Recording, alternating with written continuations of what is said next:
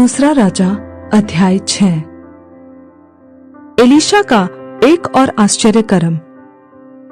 भविष्यद्वक्ताओं के दल में से किसी ने एलीशा से कहा, यह स्थान जिसमें हम तेरे सामने रहते हैं वह हमारे लिए बहुत छोटा है, इसलिए हम यरदन तक जाएं और वहां से एक एक बल्ली लेकर यहाँ अपने रहने के लिए एक स्थान बना ले।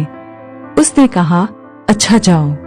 तब किसी ने कहा, अपने दासों के संग चल। उसने कहा, चलता हूँ। अतः वह उनके संग चला और वे यरदन के किनारे पहुंचकर लकड़ी काटने लगे। परंतु जब एक जन बल्ली काट रहा था तो कुल्हाड़ी बेंट से निकलकर जल में गिर गई। इसलिए वह चिल्लाकर कहने लगा, हाय मेरे प्रभु, वह तो मांगी हुई थी। परमेश्वर के भक्त ने पूछा, वह कहाँ गिरी? जब उसने स्थान दिखाया तब उसने एक लकड़ी काट कर वहां डाल दी और वह लोहा पानी पर तैरने लगा। उसने कहा, उसे उठा ले। तब उसने हाथ बढ़ाकर उसे ले लिया। एलीशा का अरामी दल से बचना। अराम का राजा इस्राएल से युद्ध कर रहा था और सम्मति करके अपने कर्मचारियों से कहा, अमुक स्थान पर मेरी छावनी होगी। तब परमेश्वर के भक्त ने इस्राएल के राजा के पास कहला भेजा, चौकसी कर और अमुक स्थान से होकर न जाना, क्योंकि वहां अरामी चढ़ाई करने वाले हैं। तब इस्राएल के राजा ने उस स्थान को, जिसकी चर्चा करके परमेश्वर के भक्त ने उसे चिताया था, दूत भेजकर अपनी रक्षा की। और उस प्रकार एक दो बार नहीं वरन बहुत बार हुआ। इस कारण अराम के राजा का मन बहुत घबरा गया। अतः उसने अपने कर्मचारियों को बुलाकर उनसे पूछा, क्या तुम मुझे न बताओगे कि हम लोगों में से कौन इस्राएल के राजा की ओर का है?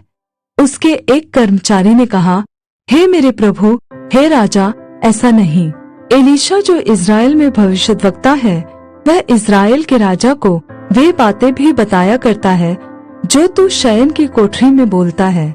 राजा ने कहा, जाकर देखो कि वह कहाँ है, तब मैं भेजकर उसे पकड़वा मंगाऊंगा। उसको यह समाचार मिला, वह दोतान में है। तब उसने वहां घोड़ों और रथों समेत एक भारी दल भेजा और उन्होंने रात को आकर नगर को घेर लिया। भोर को परमेश्वर के भक्त का टहलुआ उठा और निकलकर क्या देखता है कि घोड़ों और रथों समेत एक दल नगर को घेरे हुए पड़ा है। तब उसके सेवक ने उससे कहा, हाय मेरे स्वामी, हम क्या करें?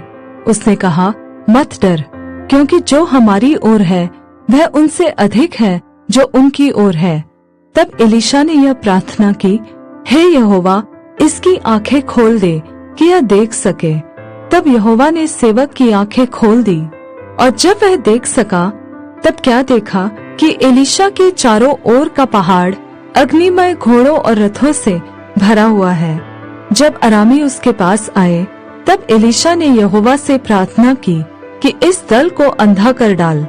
एलीशा के इस वचन के अनुसार उसने उन्हें अंधा कर दिया। तब एलीशा ने उनसे कहा, यह तो मार्ग नहीं है और न यह नगर है, मेरे पीछे हो लो। मैं तुम्हें उस मनुष्य के पास जिसे तुम ढूंढ रहे हो पहुंचाऊंगा। तब उसने उन्हें सामरिया को पहुंचा दिया। जब वे सामरिया में आ गए तब एलीशा ने कहा, हे यहोवा, इन लोगों की आंखें खोल कि देख सके। तब यहोवा ने उनकी आंखें खोली और जब वे देखने लगे तब क्या देखा कि हम सामरिया के मध्य में हैं। उनको देखकर इस्राएल के राजा ने एलीशा से कहा, हे मेरे पिता, क्या मैं इनको मार लूं? मैं उनको मार लूं? उसने उत्तर दिया, मत मार। क्या तू उनको मार दिया करता है जिनको तू तलवार और धनुष से बंदी बना लेता है? तू उनको अन्न जल दे कि खा पी कर अपने स्वामी के पास चले जाए। तब उसने उनके लिए बड़ा भोज किया और जब वे खा पी चुके तब उसने उन्हें विदा किया और वे अपने स्वामी के पास चले गए।